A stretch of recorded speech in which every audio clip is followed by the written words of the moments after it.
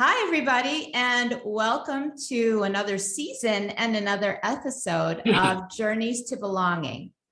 On the podcast today, I'm so excited to welcome this episode's guest, Jim Thompson. Jim and I connected on Twitter last year, but as those of you who are subscribers to my podcast or follow me on social media know, I've been busy doing my grandma-ing, so I paused my podcast.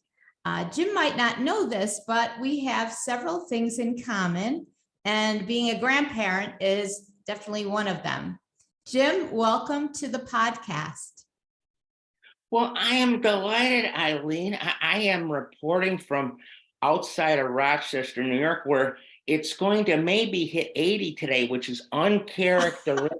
In April, wow. In April. This does not happen in Rochester, but we have a 5% chance of a tornado later today. So this is not the typical day in early April for Rochester. I know you know Western New York, so I bet you, right? Yes. But I took a look from I think the temperature where you're hailing from, it's almost 90 degrees out there. Is it warm? Yes, it actually got warmer today. It's been in the 70s, mid 70s for about a week or two now. And it's been lovely, but it looks like summer has arrived, although it's still spring here. But yeah, so it will get up to 85 or 90 for a couple of weeks. And then in May, the sky is the limit here. So, but Jim, I really didn't say much of anything about you, just how we met. So I'd love for you to introduce yourself to our listeners. Well, first of all, thank you so much. Eileen, I am so grateful. I am so grateful for your friendship, so inspired Same. by your work, especially in this so important field of what is belonging, what does a sense of belonging look like? This is a hoot for me to be having a conversation with a wonderful lady who spent a lifetime, a real purpose-driven life. I love your book. I bought your new book. I commend it to people out there. It is powerful. I want to try to intersperse some things in it throughout what we're doing. But yeah, I thank you so much. Well, just a short bio. I guess first and foremost, I'm a grandpa. In fact, my grandson is right in the other room. They have no school this week in Western New York, so pre-K, so he's over there. If he makes an impromptu welcome to him. How old is he? He'll be 5 in June. So okay. And we're both grandparents, and that's a wonderful group. Yeah. Well, I guess I got to talk just quickly. First and foremost, I'm so proud of my teaching background. I started teaching 50 years ago, 50, September 72. Wow. I had 7th, 8th, and 12th grade social studies. I had no mentors. There was no coaching. They gave you the keys to the room, and they told you don't send too many kids to the office. That was kind of okay. It was very Darwinian type of thing. But I taught 7th, 8th, and 12th grade social studies. Then for 6 years down in the Hudson Valley, I got recruited to suburban district outside of Syracuse, where I taught 6th, 7th, and 8th grade social studies and reading. I had never taught reading before, Eileen. And so they had 10 reading groups in the 6th grade. And guess who they gave the lowest reading group to? The guy without any reading background. Okay, so he used to be a social studies teacher. So I quickly went to the reading teacher, talk about a sense of belonging. Said, I need you. I need some help. Yeah. And then they closed the middle school and they shuffled things around. And I became almost overnight after 3 years an elementary teacher, 6th grade, self-contained. I didn't know what I was doing. We had I was used to teaching 40-minute blocks in the secondary area, and they had this thing in the afternoon called a language arts block, which I had never heard of, but now I'm in 6th grade. And so we came back from lunch and I did my language arts thing. I said, okay, we're done now. And one of the girls raised her hand and says, Mr. Thompson, we still have an hour left in our block. Oh, of course we do. No problem. I knew that. I go, oh, okay. But I made a conversion on the road to Damascus then. I really converted to the elementary school, became then an assistant principal, and Right. then a principal outside of Rochester. It was my daughter's elementary principal.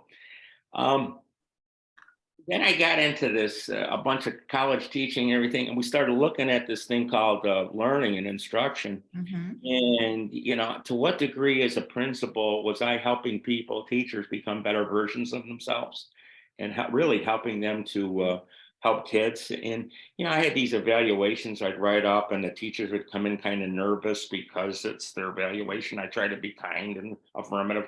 But at the end of each one, they said, phew, thank God it's over with till next year. It was a Neil Simon moment, same time next year. And it's something ain't right. And so we started looking at this idea of how we invite people on a journey to really help them become better versions of themselves. And we got into work at Jim Knight and others with video reflection and partnership coaching. And so that's kind of where I'm dwelling. And of late, especially since the pandemic, really taking a look at your wheelhouse in a deeper sense. What is this idea of belonging? What does a sense of belonging look like? Doug Lamoff's wonderful new book, Reconnect, he talks about gestures of belonging. Mhm. Um, what does it look like? What does it feel like? Why is it important? Why we talk about a learning gap all the time, but if we don't pay attention to Maslow, how do we get to Bloom? And so that's the long and short of it. And that's my story, and I'm sticking to it. Well, it's quite an illustrious career. I also will mention to our listeners that I read that in 1990s, you also won I think the New York State Award, Principal Award, which congratulations. And I think the year after, another award for being an administrator. So that's pretty awesome in the whole state. So I'm sure you have had over the years a terrific impact based on perhaps your own experience. But this, the last thing you talked about, the whole idea about belonging and how much you've begun to focus on it, is a great segue into my first question I always ask my guests, which is, if I say the word belonging to you or feeling a sense of belonging, what's the first thing that comes to mind, Jim? That is a wonderful question. And as I think back to it, it's when I was in grade school, Mm-hmm. and being belonging to something or not, being chosen for a sports team or not, being invited to a birthday party or not, being invited to a friendship circle or not. And this kind of extended through life. Boy, when you've got that feeling of belonging, and boy, when you don't. And how that impacts you as a person, how Mm-hmm. that impacts you as a person. And then what does that do? What does that do to how you feel the need to extend a sense of belonging? Doug Lamoff, again, in this book, said the real benefit in expressing gratitude and expressing a sense of belonging is really to the center, is the person giving that, because Right. it comes back to you in a good feeling, Mm-hmm. in a feeling that we're really part of something important and something worthy. And I don't know, I think that's kind of what life should be about, being part of something important, being something worthy, in fostering, nurturing, and celebrating that. Absolutely. Wow. Yeah. And it brings to mind the whole idea of how, when you're talking about gratitude and the feeling that you get back as a result. And gratitude is definitely a part of this whole idea of um, centering, centering not just yourself, but others, and also feeling blessed, which makes you feel calmer, restores your sense of confidence and your sense of well-being. And so all of that is just so important. And I haven't heard of Doug's book, so I am definitely going to put that in the show notes and add it to my reading list. My next question, Jim, is particularly about you. So you mentioned in your bio, you've had a long career in education as a teacher, administrator, and an instructional coach. And so I'd love for you to take my listeners on your professional journey and highlight some of your favorite moments or memories. Great question. Life is a journey. It's not a destination. Mhm. And the joy is in the journey. The joy is in the journey. I think, if we're talking about that, is the early years of my teaching. I did not learn how to teach in Teachers College, Eileen. My colleague, Dr. Casey Kazorik, who I want to make sure I mention, he was my last assistant principal. He's a superintendent now, a wonderful man. Wow. We co-authored our book, A Quick Guide to Instructional Coaching. We talked about that journey. We talked about that journey of the power of a teacher. Mhm. We all know who our favorite teacher was. Mhm. And We do. I think those moments where you had a great lesson, or a kid came up to you that was your student a couple years ago and said, you were a great teacher. Or now on Facebook, I've got people who are 60 years old, and I was their 7th grade social studies teacher. Wow. It's I think those are important things about teacher, is that really that we impact people's lives. Mhm. And I think by impacting people's lives, we impact our own. And then when I became a principal, I intentionally became a principal in a small district. So we had a say. You get in a large district, it's pretty much top down. And so Mhm. partnering with teachers and wonderful journeys, like, okay, they said to me, Jimmy, what are your big goals as a principal? I said, well, the first one is to make sure that children and everyone in the schoolhouse are safe and cared for. But the second most important most important goal for me, and here it is what is the most effective early intervention for our most at-risk readers? Because I found out as an elementary teacher and as an assistant principal, once kids got in the 3rd, 4th, 5th grade and they were way behind in reading, I mean, we worked hard, but the success rate wasn't there, right? That's right. Yeah, the gaps just get bigger and bigger instead of smaller and smaller. It is true. So I would kind of work on that and set a climate. I think a principal sets the climate. Mhm. I think hopefully a sense of belonging and of celebration, and of the first person. I remember a little bit from my Latin. I took 4 years of Latin. Don't ask me too much, but I remember first person plural is we, Mhm. in that first person plural. And what does it building a sense of community look like? And Right. how are we doing? How are we doing on this idea of community? And kind of constantly testing that, saying how we doing. And later on, as a college professor, I had a chance to over 15 years, so for the first part of my college career, is to teach a lot of people who were going to be principals and superintendents. Wow. And we had, I gave them advice like this. It was, old school by advice, especially evaluating teachers. Mhm. I says, don't do this.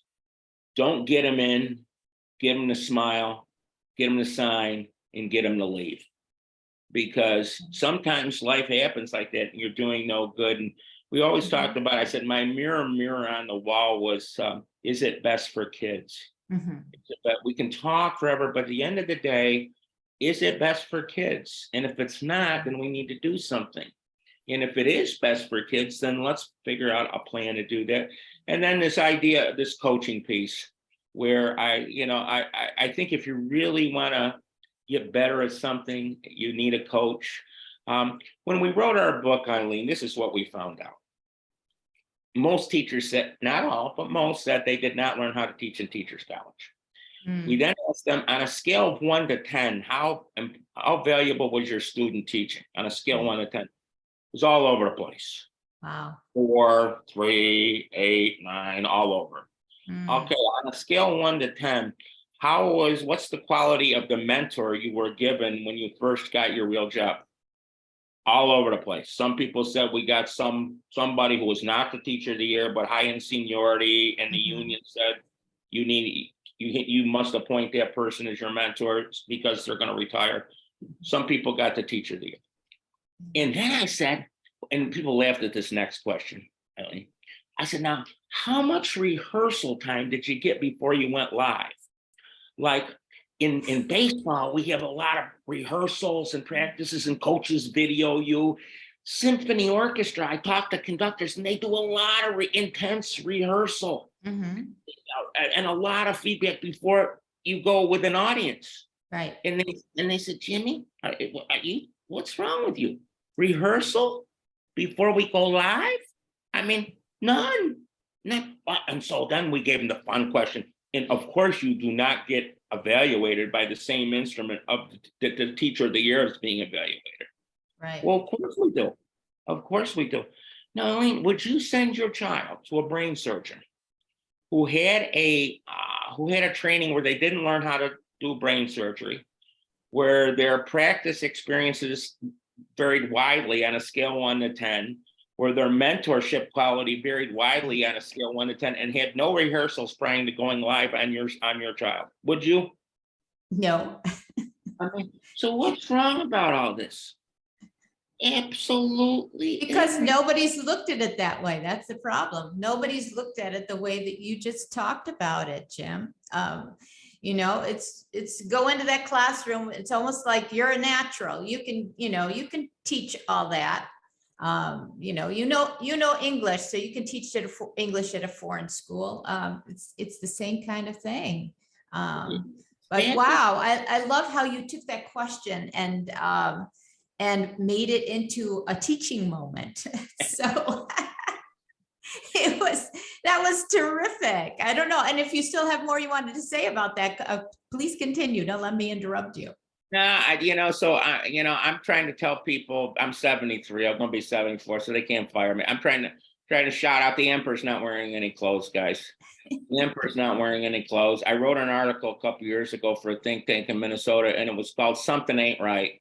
Something ain't right, and it isn't right. If our intentionality is to help teachers become better versions of themselves, because if we don't, then that Langston Hughes poem Harlem haunts me.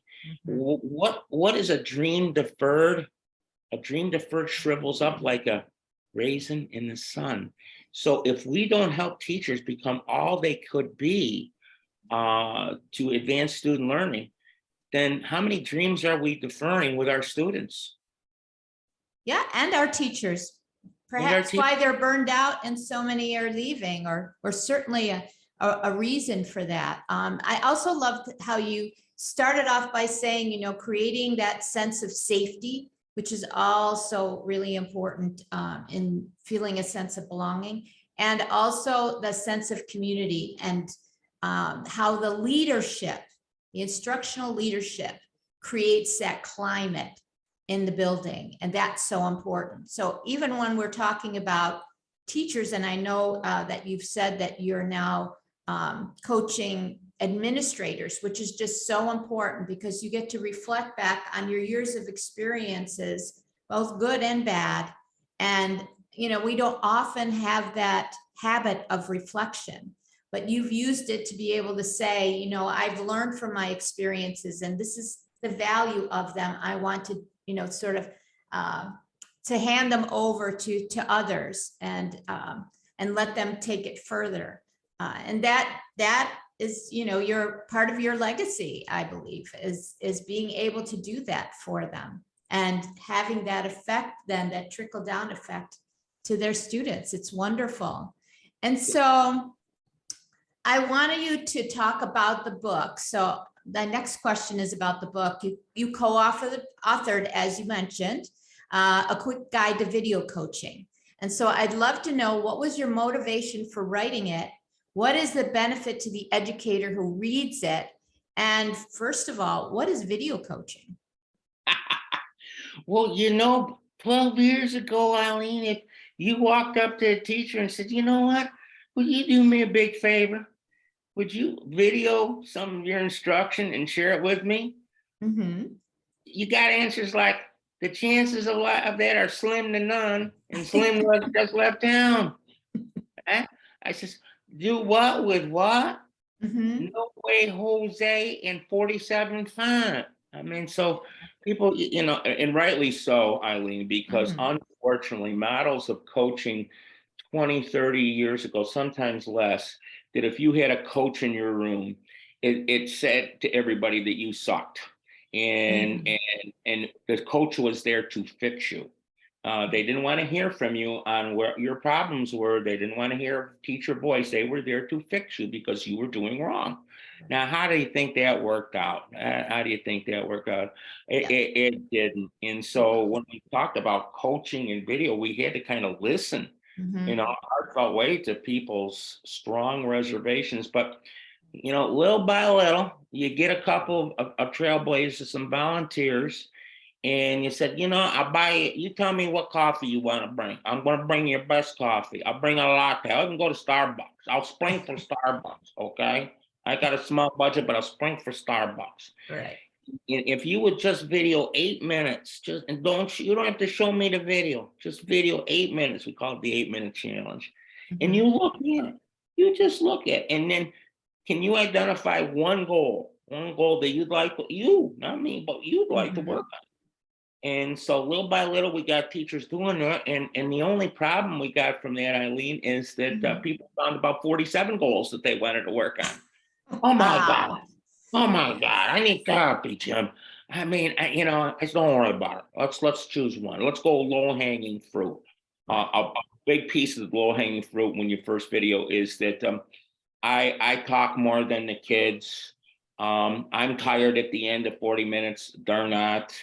I answer my own questions. I mean, things Mhm. like easy, Sure. fun stuff to Yes. coach. So we finally we got more and more folks doing this, and then they finally started opening up, and they saying, "Well, this is this has been a lot more profound and a lot more value to us than our current evaluation system." And again, I'm saying this as a former principal, so I'm not trashing Mhm. principals. I Mhm. revere the principalship, but versus a principal coming in and evaluating us and then writing up and say, "This is what I saw." Now you're saying, "Okay, I, the teacher, can see what I'm doing or Mhm. not doing," and Right. then all our work was confidential and non-evaluative. So once people trust you, and the defenses go down, people are pretty tough on themselves. And so I think it's the coach to kind of be more Mhm. uplifting and to find, well, what are the positives? That's a great piece of your book, you know. Mhm. But Right. Eileen, what a way to identify your superpowers as a teacher Mhm. through video, through video. Oh my God, Yeah. I did not know I was doing this, and all these kids who were quiet and silent are now being active in the class. How did I do that? I mean, what a great way to affirm Oh, what we're yes. doing. So, and again, how do we help become better versions of ourselves? People ask me why you should coach. I think there's two reasons. Number one, to advance student learning. But I Sure. think the bigger reason that in this journey, in this partnership together, we all become better versions of ourselves. Yes.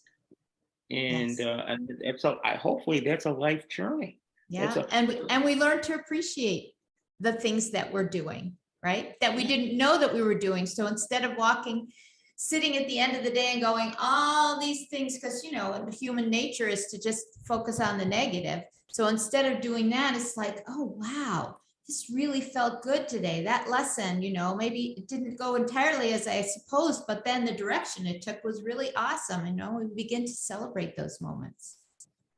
Yeah, absolutely, absolutely.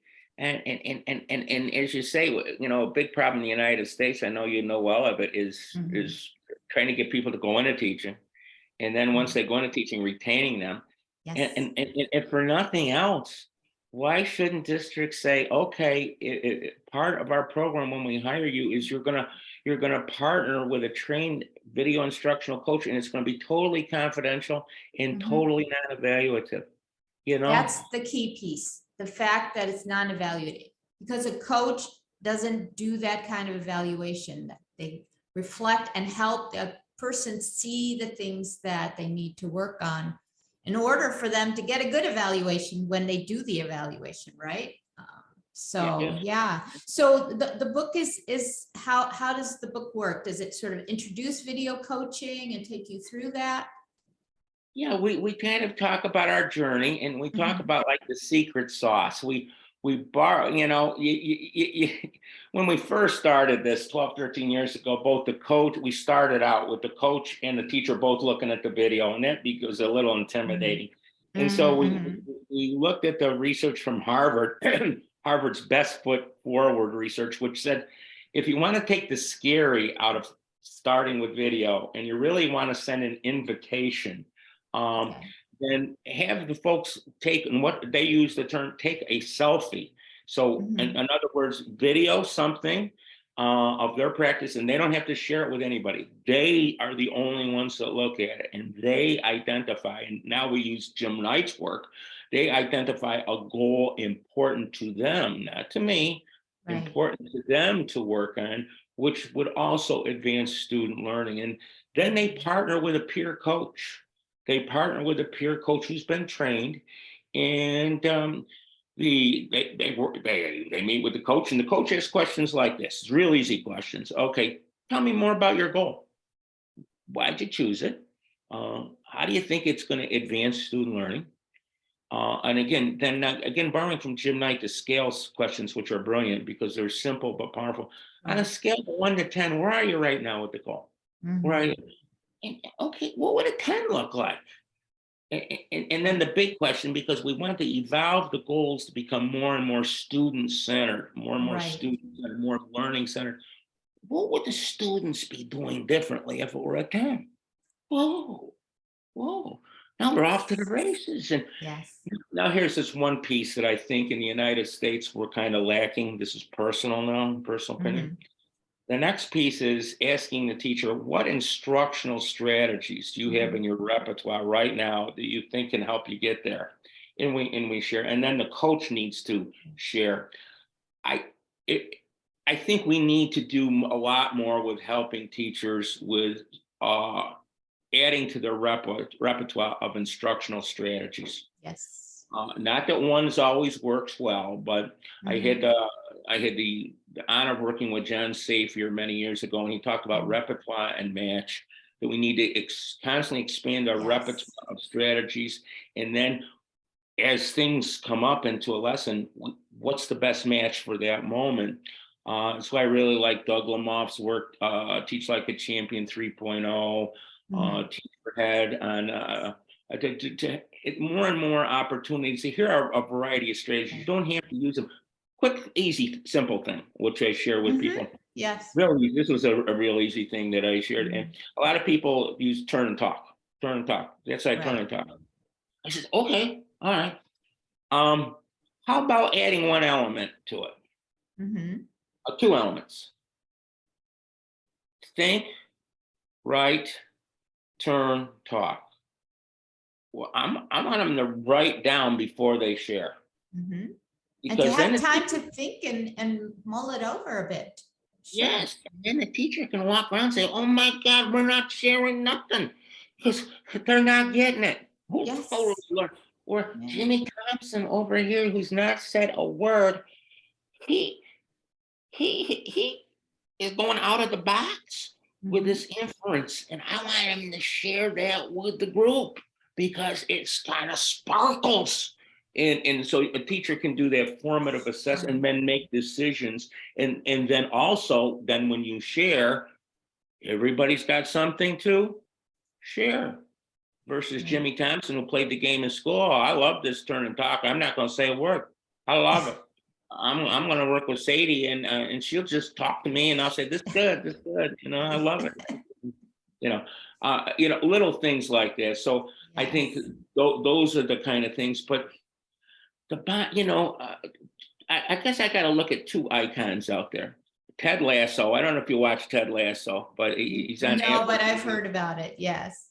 And I think you got to always stay humble and kind. I think you got to be that's Tim McGraw, humble and kind, and Ted Mhm. Lasso, be curious, not judgmental. So we try to thread that through our book to be humble and kind. Mhm. Partnership, it starts out with how I show up to this partnership. Am I going to be the first listener? Yeah. And am I going to listen with empathy? Am I going Mhm. to try to, and am I going to really look like I'm listening? I think that's Mhm. kind of important. Like, oh yeah, I'm listening. Yeah, I'm listening. You know, Mhm. that type of thing. Yep. And to be curious, not judgmental. We got to stay curious. Right. If we're looking at a video, we're having a curious. I don't think the coach should be jumping in with advice. I Right. think we should listen. We'll say more. Michael Bungay Stanier, and Yeah. what a book, great book, The Coaching Habit. And he says, stay curious longer. Mhm. And I think this is what part of what we need to do to really, I think, foster gratitude with the teacher and a sense of belonging. This sense of belonging. Lamont said there are three DNA strands that come out of gratitude, Mhm. and they are selflessness, generosity, and altruism. And those feed this idea of sense of belonging. And the Right. more as a coach that we can authentically Mhm. present ourselves Right. with generosity, with altruism, with selflessness, like you say in the book, you modeling what this looks like. Absolutely. Yes. It's so important. So more and more teachers say this is good stuff. It's been transformational. Um, Wow. and so I'm privileged to be on this train, Wonderful. Yeah, this is terrific. It makes so many connections for me because first of all, you talk about the teacher's role and the teacher coach, or the administrator's role and administrator coach. But at the end, you talked about the importance of the coach being able to create that environment of trust, because I, as the trainee or the coachee, I'm going to have to be quite vulnerable about pointing things out, or talking about the things that I need help with. And that's not easy to admit, So I'm not going to do that to someone who I know is either going to judge me or over advise me or tell me what to do when it's something that I'm not able to do, right, on my own. I know what's best for me. And then what you're doing in that relationship is modeling what the teacher can be doing in the classroom with their students. The same kind of, especially extra listening, establishing that trust and those relationships. And it takes time, but not everybody can be a coach and not everybody can be a teacher, but the coaching part is really, really important. So having just somebody appointed and because they have seniority sometimes works, but oftentimes it doesn't, especially if the coach isn't taken through some kind of training themselves. So yeah, really, really, really important stuff. And I will definitely add the book, the link to the book, to the show notes. So the one of the last questions I'm going to ask you though is, you mentioned in your bio and your introduction about being a grandfather. I know something that's really important to you. And you mentioned it before, being an educator. So I was wondering, why is being a grandpa so important to you? And what have you learned in the process? Because I know I've only been a grandparent for 6 months, but I've learned an awful lot, which I've promised my listeners I will talk about, and I will start talking about soon. But I want to hear about your grandparenting journey with your 5-year-old grandson. Eileen, you earlier mentioned the idea of blessings. Yeah. Without getting too crazy here, because I am what I am at 73, I think it is God's blessing to us to become a grandparent. Sure is. I really do. I've got a very active boy, not far from there. But it is, it is kind of that idea where you give gratitude. Martin Seligman said in his work, and I love Seligman's work, he said, every day we got to write down 3 things that we're grateful for. And I am grateful for being the grandpa to James Joseph. Yeah. You know, it's that feeling of thanks, of gratitude. I talk about a sense of belonging. I mean, it's a generationally, Mhm. and you see part of yourself in James. Sometimes good, sometimes oh my God, where did he get that from? You know, but you know, Covey said we ought to live, love, learn, and leave a legacy. And I think being a grandparent partly is part of that legacy. And Mhm. and I think that it makes us who we are. I think we become hopefully a better person, a better coach, because of that human connection, because of that gratitude. Um, uh, yeah, Yeah. I absolutely, I'd put that first and foremost. You know, Jim Knight interviewed me about a month ago, and he asked me the same what we're talking about. I'm grandpa, and with an exclamation point, you know. So Mhm. many blessings to your grandchild. You've got a wonderful journey ahead of you. Oh, wonderful. Good. I can't wait to hear more about that journey as it unfolds. Yes, thank you. And actually, it's three. My daughter had twins in September, and my son and daughter-in-law had a daughter. So I have three at the end of October. So 5 weeks apart, I became a grandparent for three. Yes. So Many talk blessings. about multiple blessings. Yes, we are very unexpected. So yes, yeah, it has been a journey. And you're right, Jim. It's just it's so different than being a parent, but I'm not sure how it has been with you, but it's certainly made me help me be closer to my own children too. It's a different relationship, a different understanding between us. So this has been terrific, and you know, I hate to sort of wind down and come toward the end. Jim, was there anything else that you wanted to talk about or mention before we sort of finish this episode? Well, one thing, but I want to make sure that I look in the face because Martin Seligman said a smile and eye contact are two essential ingredients of sense of belonging. A heartfelt. Your book, folks, Eileen's book, go buy it. Get out Oh, there and thank you, Jim. get out there on Amazon. I hope you have an international conference sooner rather than later on this idea. But you talk about welcoming students. You talk Mhm. about greeting them at the door. You talk about not being at your desk, but being out there. Eileen, I second that emotion. I second. I taught 15 years at the college level, and you can go back and ask my college students. I shook their hands at the door, greeted them at the door. I know we're in a post-COVID, so that may change. But I hired 5 assistant principals, and I got down to the final 3 and for a finalist interview with me, finally. And here's one question I ask each and every one of them. I said, do you have a warm winter coat? And they go, I know where you're going with this, and I love it. and Yes. and and one, you know, and they said, no. I said, well, you need to get one if you get hired, because every day you will be joining me outside every day when the Love it. buses come in, greeting students off the bus, saying hi.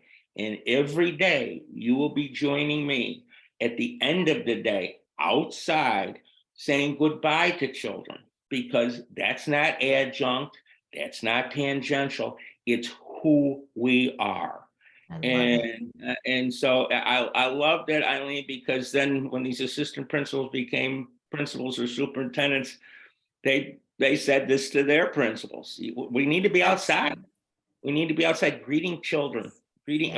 overtly greeting children, saying hello. If Yes. somebody's crying, we don't just say, well, that's too bad. They must have, we kind of figure out what's going on. Mhm. Or if a child comes up and shares something with us, an assignment or whatever. I mean, that's who we're there for. Yeah. That's what those are.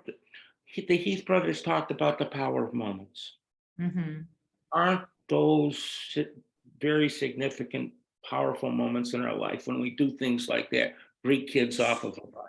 Well, for sure, because before you even walk into the building, you're feeling this warmth and connection and relationship with the people who you're going to be with for the rest of the day, for 8 hours of the day.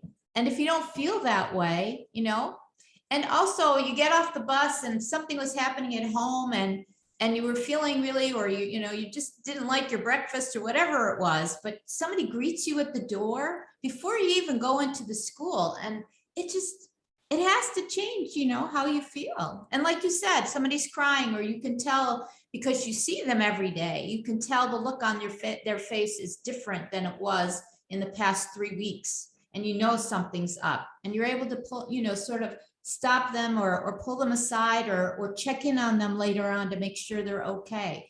It's all that part of creating relationships. I love it, but I love the way you sort of got into it by, do you have that warm winter coat? Yeah, of course you're in the Northeast, so you need that warm winter coat. But now with climate change, I think everybody probably needs a warm winter coat and some kind of real summer clothes too.